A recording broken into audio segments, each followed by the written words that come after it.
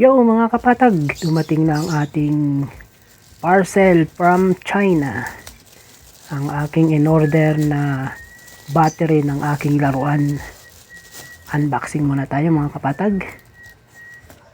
Medyo nadurog ang ating box. Ay, protektado naman sa ilalim. So, ito yung battery nito ay 9 volts, 1600 mAh. So, yung dati nito ay 1100 lang, kaya medyo tatagal siguro to. Yan, dalawa. So, guys, naka-series yan lahat.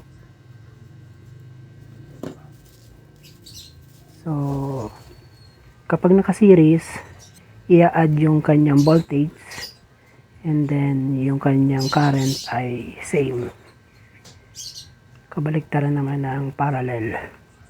Kapag parallel naman, yung voltage ay same at yung current ay ina-add.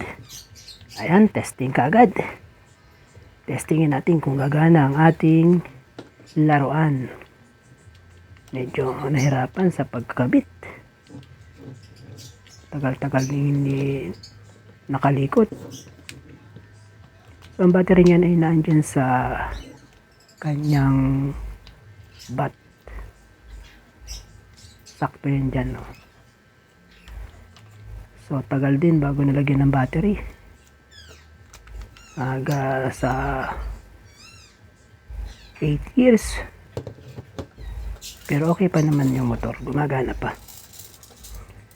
Yan na, bago linis. Ito guys yung aking nilinisan nung nakaraan. Ayan, pinagkakasya. Nahihirapang palusutin. Papasok din yan. Pasasaan ba't papasok din yan mga kapatag? Medyo nahihirapan lang sa pagpapashoot at kulang sa mantika.